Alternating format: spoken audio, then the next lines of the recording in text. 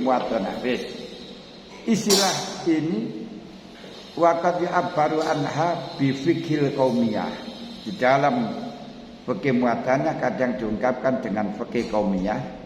Wa hunaka man yufarriqu bainakuma, ada yang membedakan antara qaumiyah dengan antara qaumiyah dengan muatanah.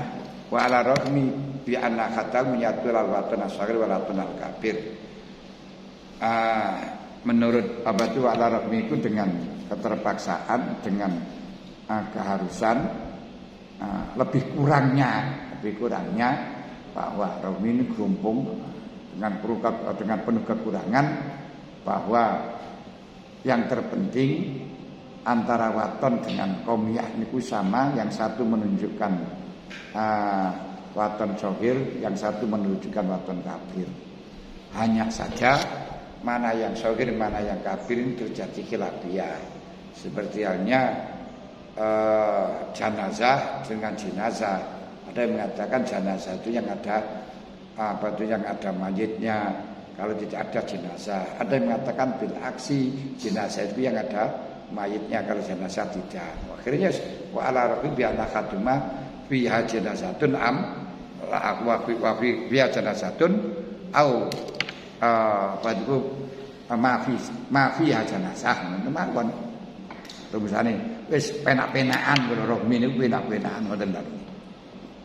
Wis wal aslu fihi, dasar-dasar pemikiran dari adanya fikih muatonah ini pertama qaul ta'ala ya ayyuhalladzina ya ayyuhannas inna khalaqnakum min dzakarin wa unsah ja'alnakum syuhada'a wa ta'arafu.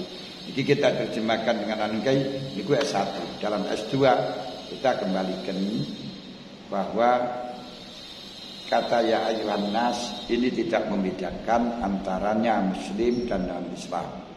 Antaranya suku apapun tidak ada yang membedakan. Antaranya keturunan siapapun tidak ada. Yang penting zakarin wa unsa.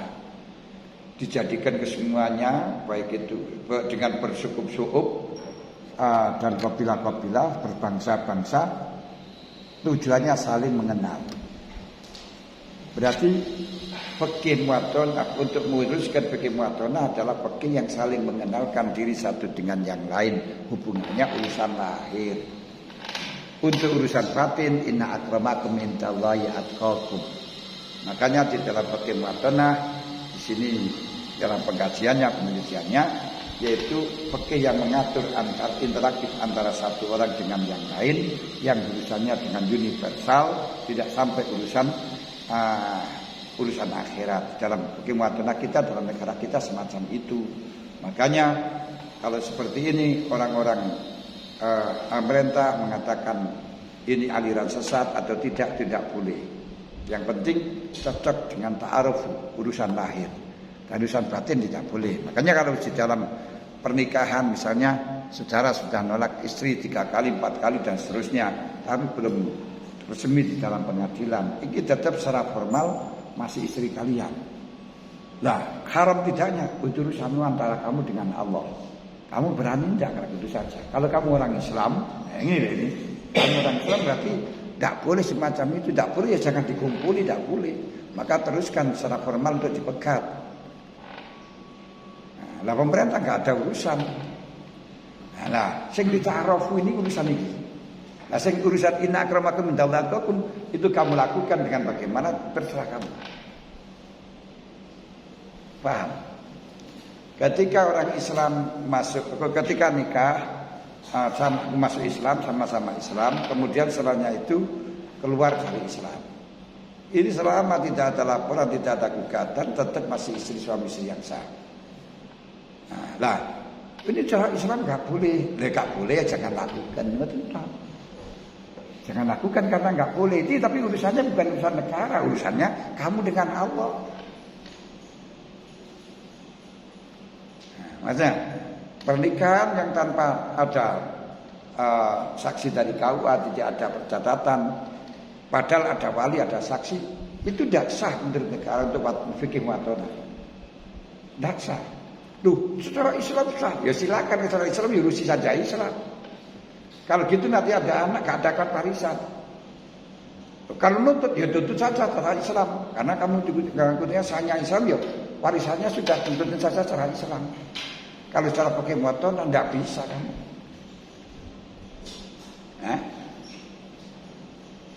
Nah, makanya dalam aliran-aliran untuk sesat sesat atau tidak sesat tidak itu intinya ina akramakum indallahi atqakum. Pemerintah tidak bisa menvonis ini sesat atau tidak. Itu bagian kiai.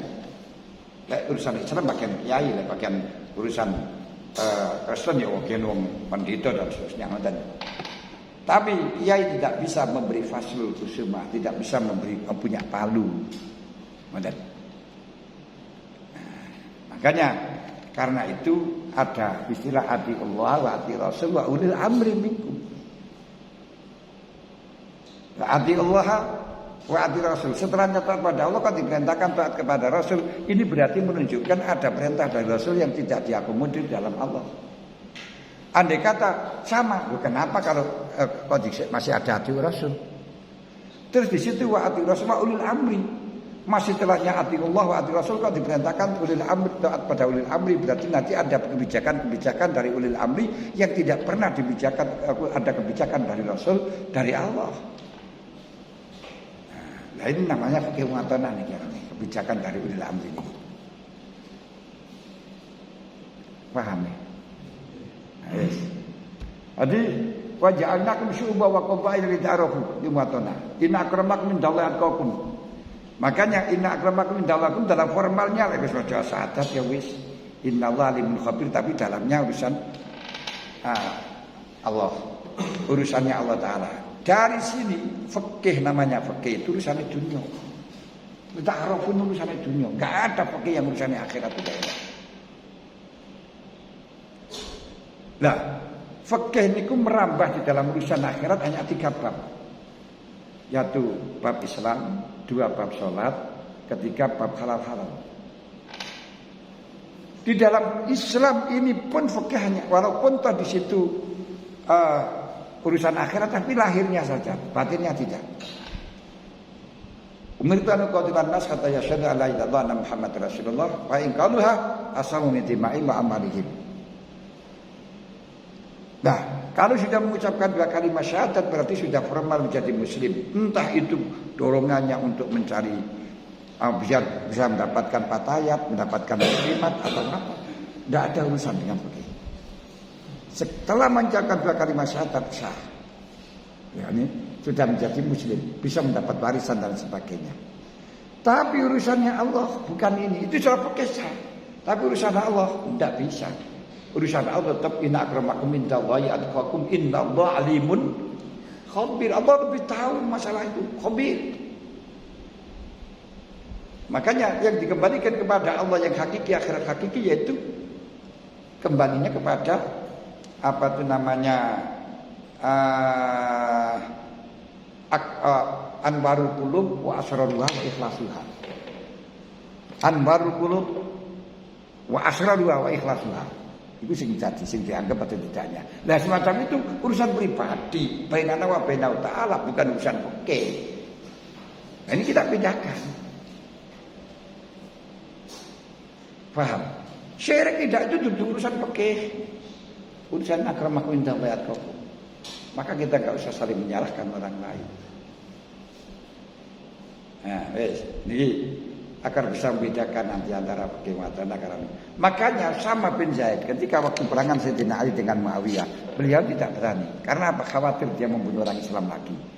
Dia pernah membunuh seorang yang mengucapkan 2 kalimat syahadat karena di dalam pertempuran akan dibunuh tiba-tiba ternyata dia mengucapkan asyhadu alla ilaha illallah Muhammad Rasulullah. Dia punya persepsi dia mengucapkan untuk berlindung diri dia melas nabisan. Tapi apa yang terjadi setelahnya dilaporkan Rasulullah mengatakan ana baru minka, saya tidak bertanggung jawab. Halah sakal takal bak. Kenapa kamu tidak membelah hatinya sehingga kamu tahu kalau itu adalah hanya berlindung diri. Ini Rasulullah mengajarkan di dalam masalah urusan dunia kita cukup dengan formalnya saja. Urusan batin itu urusan akhirat, berarti urusannya Allah kita dengan Allah Taala. Kamu mengambil sepeda motor orang lain yang suka pakai, dicekal polisi di penjara. Ternyata saya keliru Pak. Ini saya kira punya saya, keliru nggak keliru, tapi kamu gunakan punya orang lain ya penjara. Nah, urusannya keliru tidak, itu urusannya dosa dan tidak. Yang urusannya dosa dan tidak itu bukan urusannya pemerintah, tapi urusannya Allah. Betul tidak? Niki mawon sudah bisa kita rumuskan semacam itu di dalam ayat ini gitu loh. Yang kedua, watasimu bihablillahi jami'an wa la tafarraqu. Kita diperintahkan untuk bersatu berhubungan dengan Allah, tidak boleh bercerai-berai. Wa idz qala Ibrahim rabbi ij'al hadza baladan aminan warzuq ahlahu minas samarati man amana minkum billahi wal yawmil akhir. Qala wa man kafara fa amatihi qalilan thumma adhara ila rabbil masir. Ketika Nabi Ibrahim minta kepada Allah untuk diberikan negara yang aman, nah, ini berarti permintaan Nabi Ibrahim kepada Allah bukan negara Islam, bukan negara khilafah, adalah negara yang aman. Yang kita butuhkan adalah keamanan.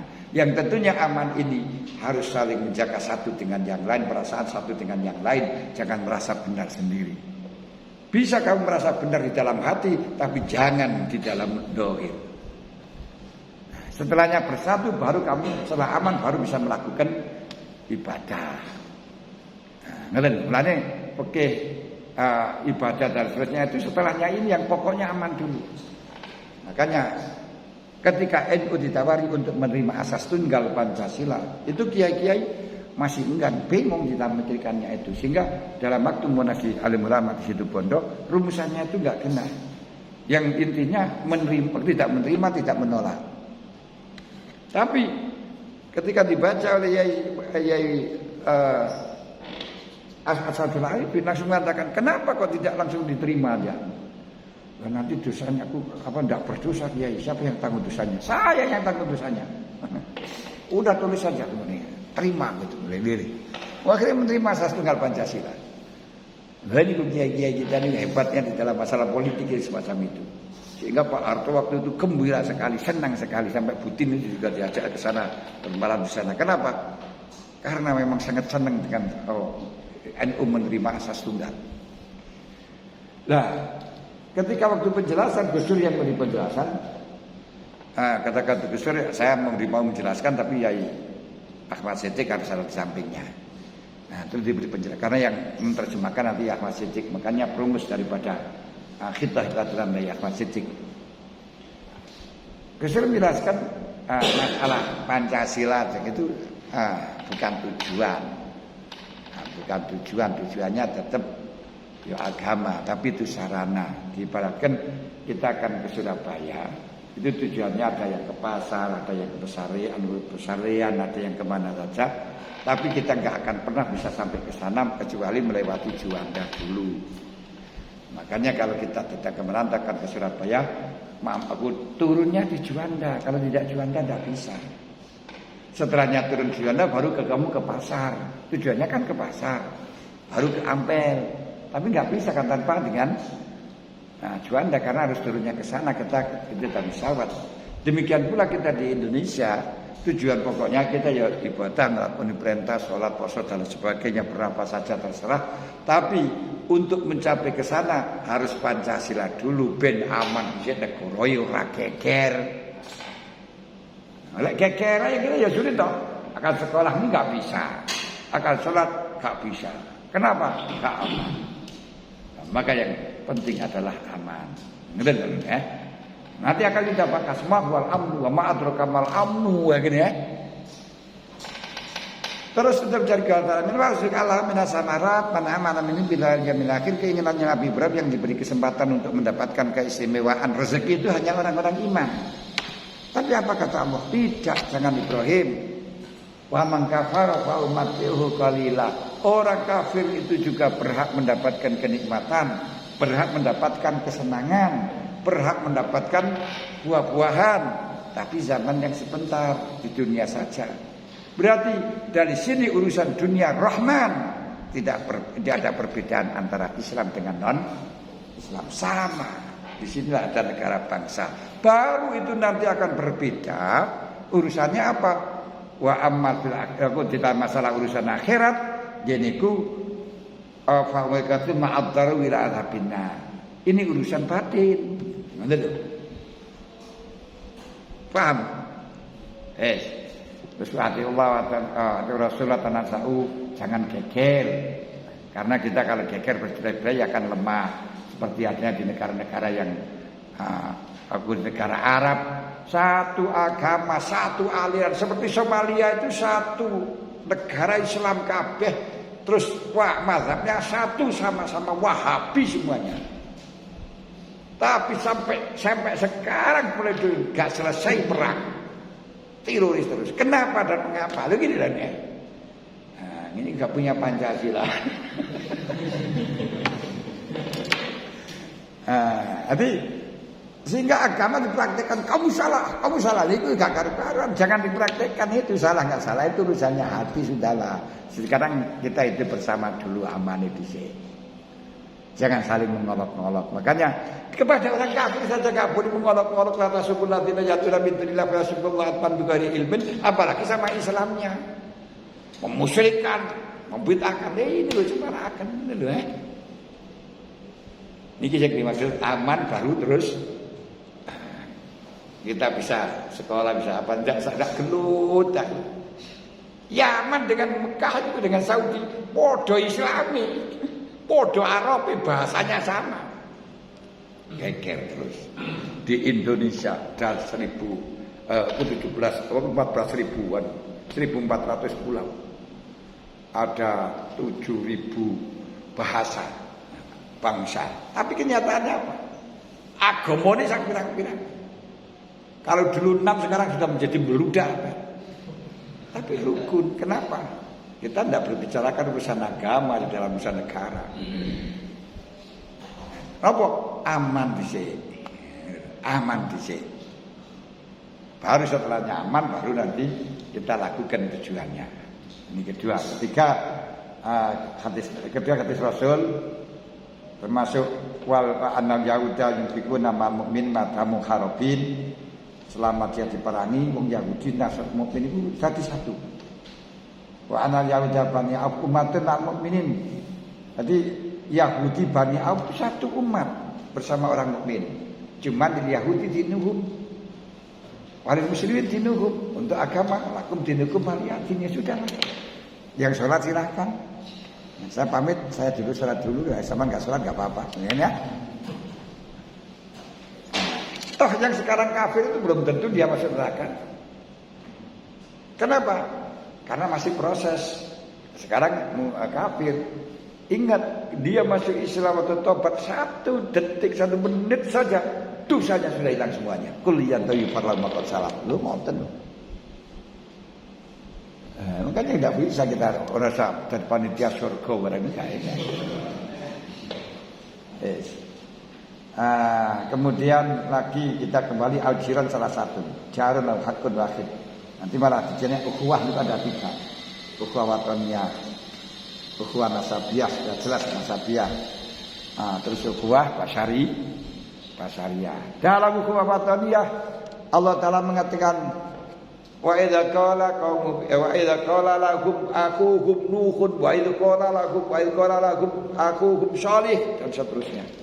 Akhuhum Ibrahim, karena mereka satu negara dikatakan akhuhum, walaupun jelas itu kaumnya kafir. Wa idza qala nuhun akhuhum nuhun, kafir tapi akhuhum. Tapi ketika tidak satu negara, wa idza qala Syuaibu, jadi kalau wa idza qala tidak akhuhum, tapi wa idza qala ashabul qaid, aku qala Syuaibu ya ashabal aikah. Karena apa? Syuaib bukan ashabul aikah. Makanya tidak mengatakan ya qaumi ya ashabal aikah. Jika tidak mengatakan akhuhum, kenapa? Karena tidak satu negara. Berarti satu negara ini akhuh. Ditopang lagi dengan ukhuwah basyariyah. Allah Ta'ala mengatakan walaqad karramna bani Adam. Orang nek bedane niku mari masih wong kafir digawe mayatnya digawe wis tinjak enggak boleh itu. Walaqad karramna bani Adam. Dan iki yang melatar belakang atau aslinya. Wis.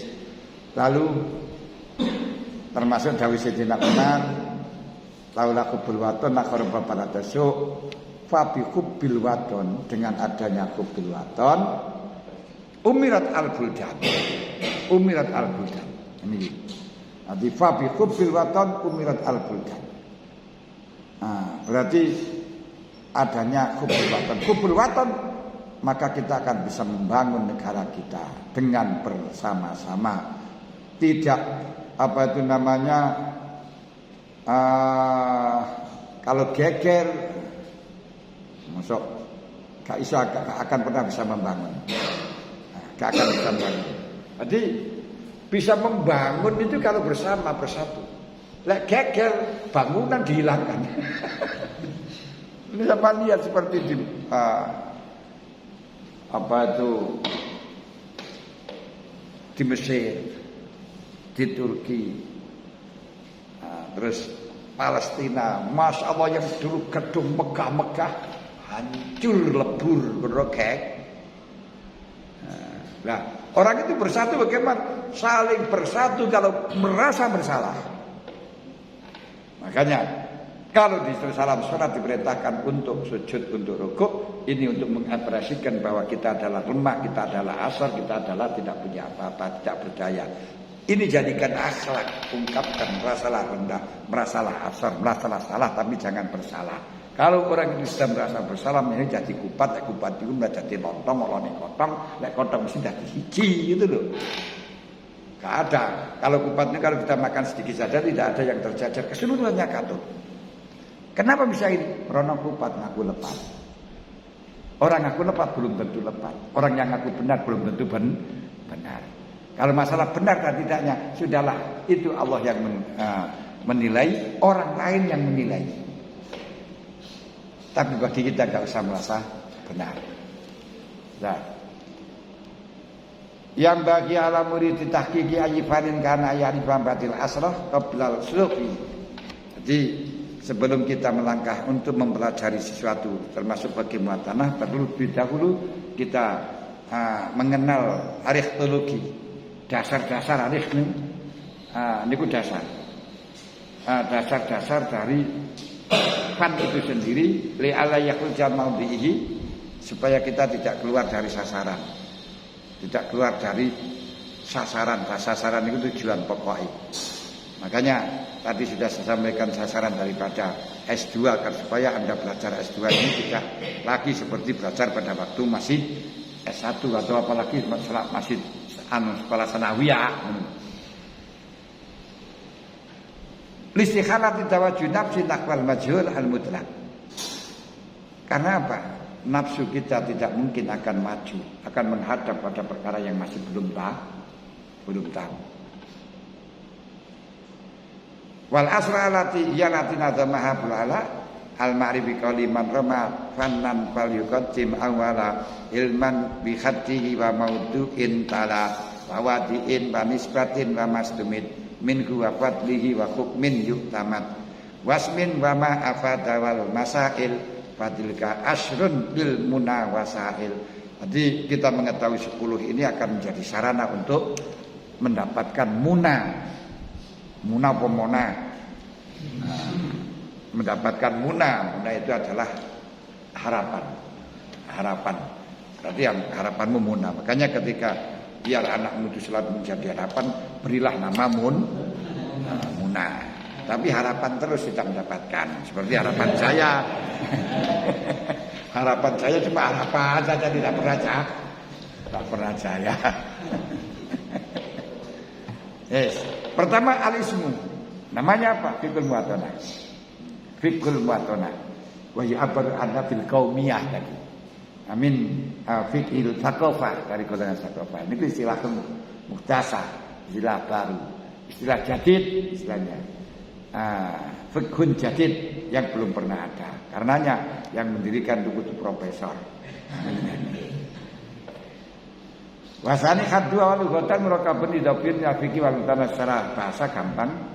Secara bahasa definisinya adalah lafaz fikih muatonah tersusun dari dua dengan idhofi, fikhu dan muatonah. Jadi fikhul muatonah. Wa fikul lughatan al-fahm. Wasilakan alimu bila kama syariah al-amaliyah mutasabun min adilati adab siniyah.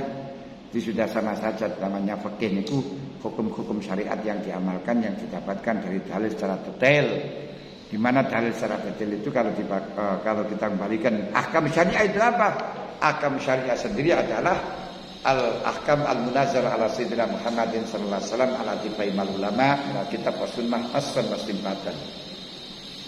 Namanya syariat itu adalah hukum-hukum yang diturunkan oleh Allah Ta'ala terhadap Nabi Muhammad yang dipahami oleh ulama dari Quran dan hadis baik secara tekstual atau kontekstual. Tekstual dan kontekstual. Maka ajaran yang kita pelajari tetap dasarnya Quran, hadis, ijma', qiyas, ihsan. Cuman ada yang tekstual, ada yang kontekstual. Kontekstual tadi setelahnya jadi ajaran kita kaji dengan logikanya, ta'akulnya. Setelahnya kita kaji ta'akulnya, baru kita eksekusi untuk rumusan baru. Betul? Ya, kalau sudah jadi baru rumusan baru akan inilah baru rumusan. Betul ya? Nah, beda rumusan baru dengan baru rumusan. Betul ya? Apa ini?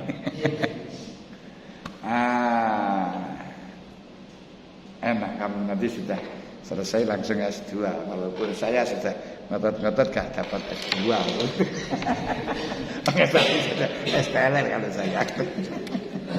Sudah gak membutuhkan karena sudah gak berfungsi.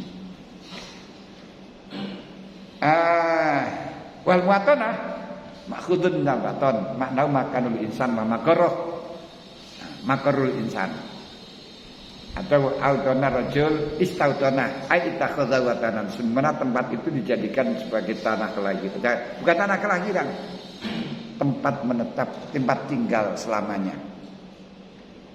Artinya tempat tinggal yang selamanya itu adalah menjadi tempat tinggal yang paten. Orang kalau di dalam kata waton itu siton itu kalau di dalam bab Jumat dikatakan bi khaisulayat anuna sitaan wala khaufan ila lihajatin. Tidak ingin pindah. Walaupun masih satu hari kalau sudah berarti daftar penduduk situ memang ingin selalu siap mati di situ itu diarani waton.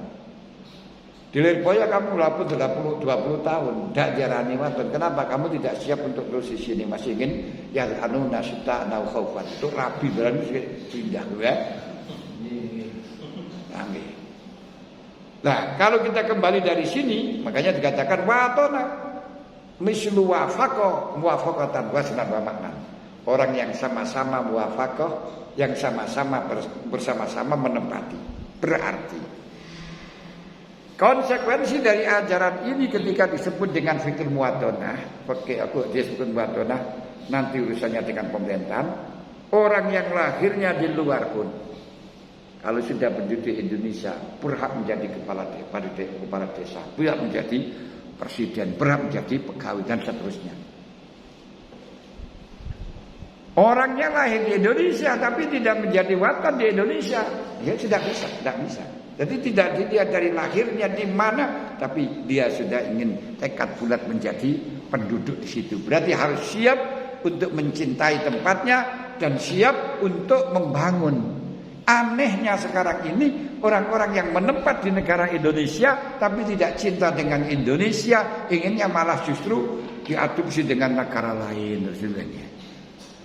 Masa Indonesia yang digunakan tauhid, gunakan kafir, tapi dia ada di Indonesia. Aneh tapi nyata. Yang kita harus mencintai Indonesia. Dan Bapak Aisyah tafsir di Jazair mawatin jama'atan yang kanatan bahwa mahal iqamatil insan. Mahal iqamatil insan. Bazakar Abdullah bin Biyah. Di sini ada fatal muatonah mafhumun jadid. Mulane muatonah niku pakai kebangsaan itu pahaman baru, sama dengan di atas tadi. Beliau mengungkapkan bi anna ibaratun an alakotin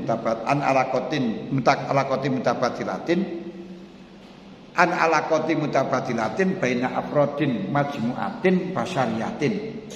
Ini ku ungkapan dari hubungan saling punya hak sama, membuat gentenan di antara individu dari golongan jamaah, di sama-sama punya hak untuk melakukan itu mubadalah di tempat yang di situ bisa ditempati oleh siapapun, tidak terikat. Makanya Ketika kita tidak memahami semacam ini, biasanya belajar fikih Imam Syafi'i terus dipraktekkan di Indonesia akan menjadi teroris. Karena fikih Syafi'i itu konsepnya pada negara khilafah, negara Islam. Dan sekarang sudah tidak ada negara Islam, sudah ada. Semuanya negara adalah watoniyah. Semuanya negara adalah kaumiyah. Di Arab pun juga seperti itu. Nah, cuman ada batas-batas yang tidak boleh ditempati oleh orang kafir. Yang dulu ketika orang kafir lewat di sana harus bayar pajak karena menjadi milik orang Islam, termasuk Medina, Syam. Itu tidak boleh karena sudah diwakafkan oleh orang Islam. Sehingga karena diwakafkan oleh orang Islam, orang lain ke sana harus nyewa. Kalau sekarang di dalam penyewaan tidak melihat daripada hubungan tidak pernah melihat dari hubungan agama, tapi dari bangsa. Kalau negara lain berada di Indonesia, berarti orang berada di Indonesia tapi tidak muwatin, dia harus bayar pajak dengan paspor dan visa, kan tentu.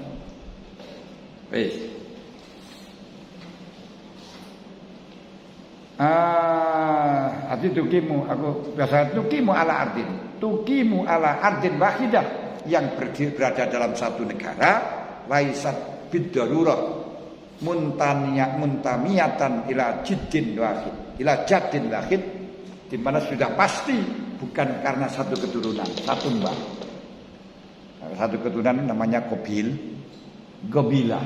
Ini tidak karena keturunan dia bermacam-macam.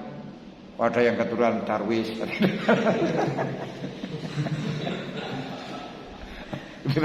Dari ini Darwis. Macam-macam.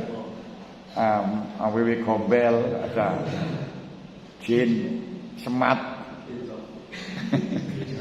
Nah, ada yang dari jengkol. Jadi ada yang dicetak dari jengkol, ada yang dicetak dari peti, ada yang dicetak dari gabah dan sebagainya. Walaila zakiratin tarihiyatin wahadatin audinin wahid. Tidak dari latar belakang sejarah yang sama, tidak. Tidak dari agama yang sama, tidak. Atoraha bisturun nizami, ator. Di mana di situ diwadahi. Diwadahi ini dimasukkan dalam aturan undang-undang tuhaditsu wajibatin wa huquqi afrodiyah, yang mewajibkan hak-hak satu, sama-sama punya hak dan sama-sama punya kewajiban dan punya hak. Berarti wataniyah niku an-nasibu jamiyah. Si jamu ta'awun menyerupai jamu perkumpulan saling membantu yang tamilah bisifatin tawaiyatin, di mana saling membantu itu dengan sifat saling manut, saling menerima. Tawaiyati afrodiyah bisa kita akudin dengan bentuk perikatan perjanjian. Ala yang dama yama ilaiha laha nafsun hukuk ala dikarat al-akdamil udwin, yaitu yang dimana sekarang ini terjadi ada hak-hak yang harus dilakukan untuk memajukan setiap anggota, yang diberikan kepada semuanya anggota. Kesimpulan ini tadi dari keterangan fikih dan muwatanah seperti ini, kalau digabungkan fikih muwatanah wal ahkam syariah al-amaliyah bainal muwatinin. Fikih muwatanah itu hukum-hukum syariat. Ya, hukum syariat itu meliputi fikih, akidah, fikih dan tasawuf. Ahkam-ahkam syariah yang mengatur di antara, yang diamalkan di antara para sesama penduduk. Min haisil muwatanah, karena sebagai penduduk mahtilafil adyan, dengan berbeda-beda agama, wal bi'ah, beda-beda lingkungan, wasyu'ub, berbeda-beda suku. Nah, jadi yang keseluruhan dengan karena sama-sama muwatanah walaupun berbeda suku dan sebagainya, hukum yang syariat yang berlaku semacam inilah itu nanti disebut dengan fiqhul muwatanah. Berarti urusan ngatur antara sesama penduduk tidak pandang karena agama, tidak pandang karena lingkungan, tidak pandang karena suku. Yang hukum itu semuanya muktasab min adillati tafsiriyah, dihasilkan dari dalil-dalil cara tafsiri, tidak lepas dari Quran, hadis, ijma, qiyas. Sebagaimana saya contohkan tadi itu. Asalnya dari Quran wa yu'allimul kitaba, kemudian setelahnya wa yu'allimul kitab kita kembalikan kepada al-hikmah, wa yu'allimu al-hikmah. Dalam hikmah inilah mentoknya di dalam S2. Betul lah ini. Tapi satu kita podo, pelajaran ini podo, nggak ada yang lain. Nah, beda metode, beda pengajian, yang tentunya beda ilmu, betul lah. Karena itu wadiu fakihun, wadihnya siapa? Doktor. Walaupun tidak mustahil mutlak. Makanya luar biasa di Lirboyo itu sudah bisa menyusun kitab sendiri ya fikih muwatonah yang tidak pernah ada sebelumnya. Dan kuliah di Lirboyo itu juga demikian, belum pernah ada sedunia yang fakultasnya fakultas kebangsaan, nggak ada. Luar biasa kan. Karena itu wastimdadu wal kitab was sunnah wal ijma wal qiyas wa asari sahabat wa kalam mujtahidin seperti di atas tadi. Yaitu dari Al-Quran sudah saya sebutkan, dari hadis sudah saya sebutkan, ijma, terus qiyas. Ya memang dengan cara qiyas-qiyas itu yang kita kembangkan. Ajaran jamaah bisa menularkan ini kan semacam itu. Tidak boleh untuk mencemarkan sungai, membuang kotoran, buang sampah di sungai. Dia kan nggak boleh kencing kan ya? Hanya itu saja sebenarnya, bisa macam itu dulu. Ini cara hukum. Ya koki kan ya, fakihnya aslinya, Qurannya, hadisnya kencing. La ya bulan ahadukum bima al-qalil wala yakilana filu. Hanya itu saja. Fakihnya, tapi akan menjadi fakih macam-macam nih kemana. Wis. Wakuk mual wujub. Jadi berarti istilah itu gini kan. Ini ku ijma, qiyas, asarus sahabat. Asarus sahabat itu harus sahabat. Hadis sahabat itu hadis Nabi. Kalau kita belajar dalam S2, aku kalau dalam S2 penelitiannya hadis sahabat itu adalah dari perbuatan sahabat, dan perbuatan sahabat itu tentu semuanya mengikuti kanjeng Nabi. Dalam S3-nya hadis sahabat itu hadis Nabi.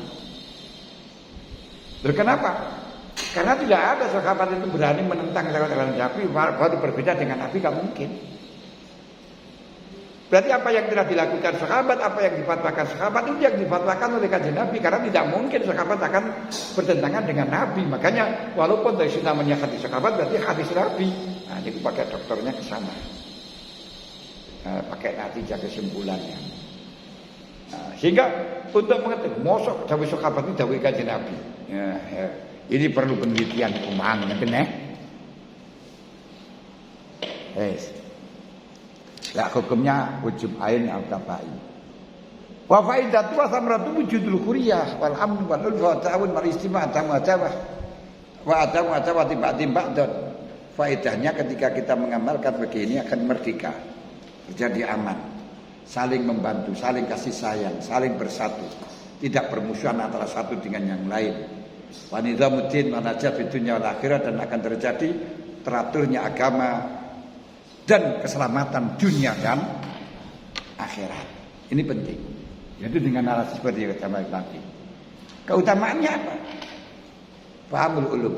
Keutamaannya adalah ilmu yang paling penting. Sebab dengan di anafi yurafu mawajab alal khair minal batin wajib lahu alal khair, akan mengetahui kewajiban kita terhadap orang lain dan haknya kita dari orang lain.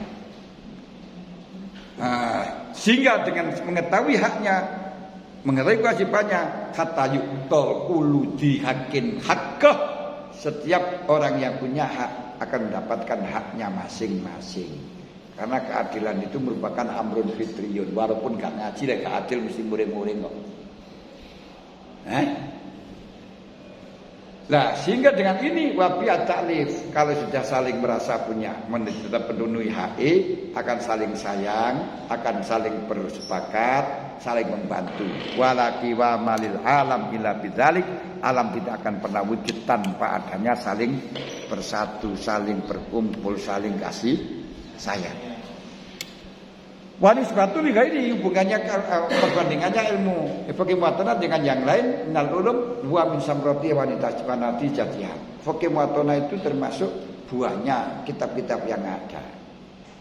Ilmu-ilmu yang ada, ilmu nahwu, ilmu syara, ilmu fikih, ilmu tafsir, ilmu hadis. Buah itu yang dalam fikih muwatonah itu di sana. Sampai ngerti ngalim Quran hadis seterusnya tapi tidak ngerti fikih muwatonah akhirnya mesti raplikal.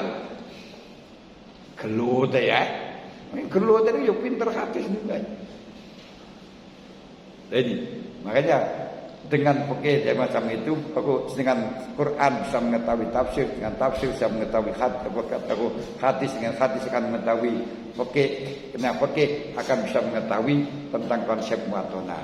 Man la muwatonah tala la fikhalahu. Gak ngerti muwatonah berarti tidak ngerti fikih. Mana fikhalahu la hadisalahu. Orang yang tidak punya fikih kan ngerti fikih gak akan tahu hadis. Wa man la hadisalahu la Qur'ana lahu. Orang yang tidak ngerti hadis tetap tidak akan pernah ngerti Quran. Makanya ngerti Quran harus ngerti fikih muwatonah. Benar. Di antaranya.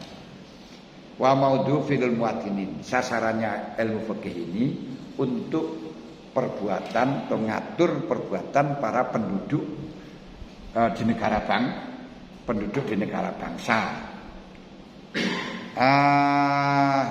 Min haitsu urudul ahkam lahum ketika ada kasus terjadi fi iqamatiddin wastislahil khalqi wa irsyadin la tariqil mustaqim di dalam mendirikan agama. Bagaimana agama kita bisa berjalan, bagaimana mengatur makhluk, bagaimana menunjukkan makhluk pada jalan yang lurus yang bisa menyelamatkan dunia dan akhirat. Wa masailuhu, sedangkan masalah-masalah yang akan dibahas di dalam fikih muwatonah adalah al-qadaya, ketetapan-ketetapan, undang-undang, aturan-aturan. Di antara qadaya itu ono syarat hukum dan qadaya. Di antara nih kawujubi takamunin nikot al-mustarika bainal muwatinin al-mutalib bil adyan fi padatin mustarakin bainahum. Contoh nih, ketika di dalam negara muwatinin yang berbeda dengan agama di dalam satu negara, maka harus ada wadah, amakun takamun wadah. Wajib ada wadah yang mustarokah, yang bersekutu di antara muwatinin. Berarti di dalam negara yang dipenuhi dengan muwatinin yang berbeda agama, ini harus ada titik temu yang bisa mengumpulkan kesamaan mereka.